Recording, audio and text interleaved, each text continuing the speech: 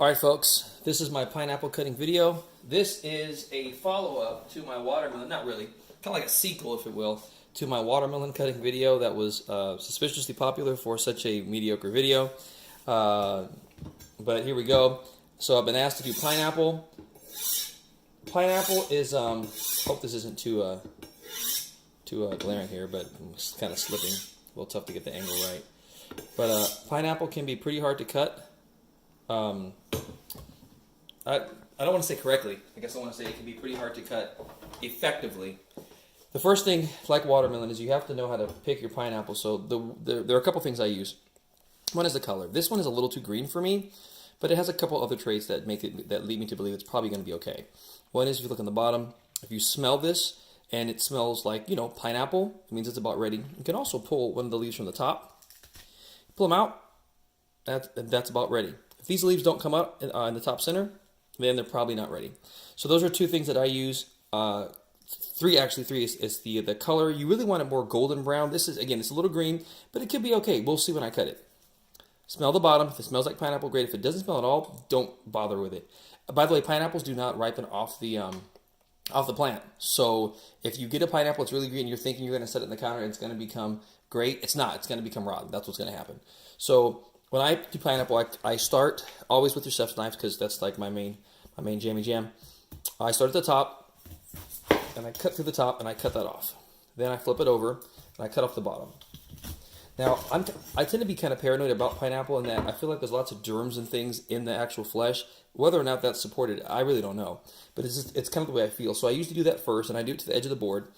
Then I set it down like this on the board, and the camera angle's a little off, so you can't see the board. So I'm going to make a slight adjustment to the camera, so it's going to get a little rocky as I make that adjustment because I do not have a proper tripod. So you can see it there. There you go. I'm going to readjust this down so you can now see the top of the pineapple as I'm cutting. I'll set these aside, get rid of that later. I like to wash my blade or to rinse my blade after that first cut because it has to go through that exterior. And again, I'm a little paranoid. Then, similar to how I do a watermelon, I carve from the outside. Now, some people are very conservative when they cut, and they leave a lot of this brown pieces there. I don't really like that. I like to get rid of that because I don't want to have to eat. I hate when I'm eating something and I have to continually worry about picking things out. So I'll sacrifice a little more of the pineapple than some people, and that's okay. If you're on more of the conservative side, that's totally fine as well. It's just not what I do. So here we go. Cutting that off. And now, I was talking to someone recently who, I think one of my coworkers, and they were talking about how pineapple bothers their tongue, and I said, well, yeah, there's a certain chemical in pineapples, it might even be an enzyme, that actually damages your tongue.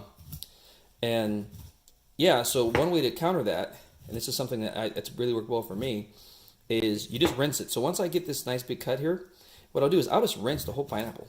That was kind of a lot off right there, wasn't it? There we go. Little, and again, some of you might be freaking out about how much I'm cutting off, but I really don't like to have all those extra little dark pieces on there, those little seeds. I don't know, it's kind of blech. Not really feeling it. And I know that there are cutters you can get that will make the little rings like you get when you buy the canned pineapple, but I mean, why am I trying to mimic canned pineapple? It's not even good. It barely tastes like pineapple at all. And sometimes if I can get in there, I'll kind of pop the seeds out like that. So that's something else that I tend to do. Good, so that's pretty good. I'm feeling good about that. I'm going to take these scraps and I'm going to dump these scraps in the trash can. I'm going to actually grab all of this here.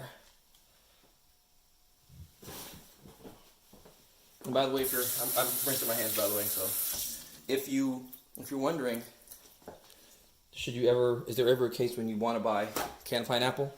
The answer is no. Under no circumstance should you ever do that. Even if you have to buy unripe or underripe pineapple and use a small amount of it because you can't use all of it, that's better than using canned. Just don't bother.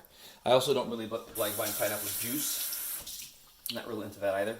I'd rather buy, again, a fresh pineapple and work it down. And if you absolutely cannot find something that's usable, then buy frozen pineapple. It's overall better.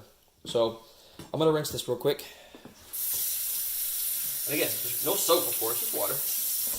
Grab a paper towel. You select the size, so it's 2 of them.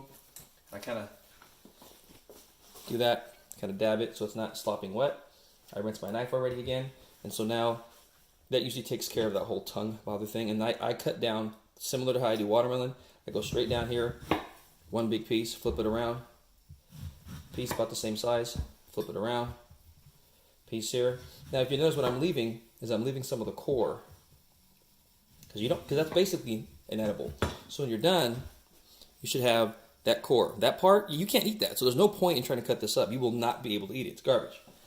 Completely inedible. And then, so, what do you want? All right, so then what I do, I just cut across, just like this. Can I have one? No, I'm making a video. You should be here. So I'm going to try this one real quick.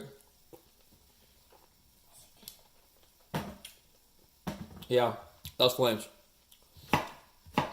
My daughters actually picked this one, so I got to give them props on it. Yeah. And then those of you watching and are wincing at my knife technique, I know I'm not supposed to have my thumb up. I don't care right now. So then when I do my big pieces, I tend to do them in halves. And then, yeah, but those small pieces are great. And this is a little on the large side.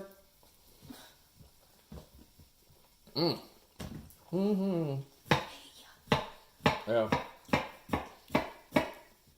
Not bad at all. Not bad at all. Get your hands out of here. You're not supposed to even be in here. I'm talking to my oldest daughter. She's lurking in the shadows.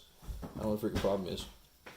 Now, what I have done as well when cutting pineapple before, I have also done a where I cut the larger pieces into thirds, but I've never really gotten the ratios right.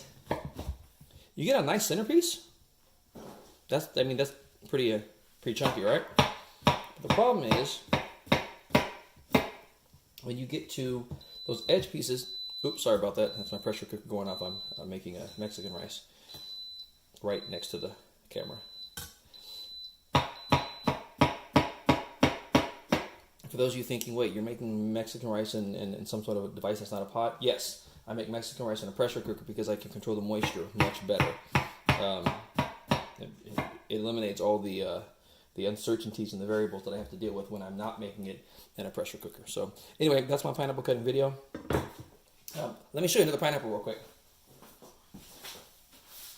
This one, the other one I got tonight as well. You notice that it still has some green, but you can still smell from here.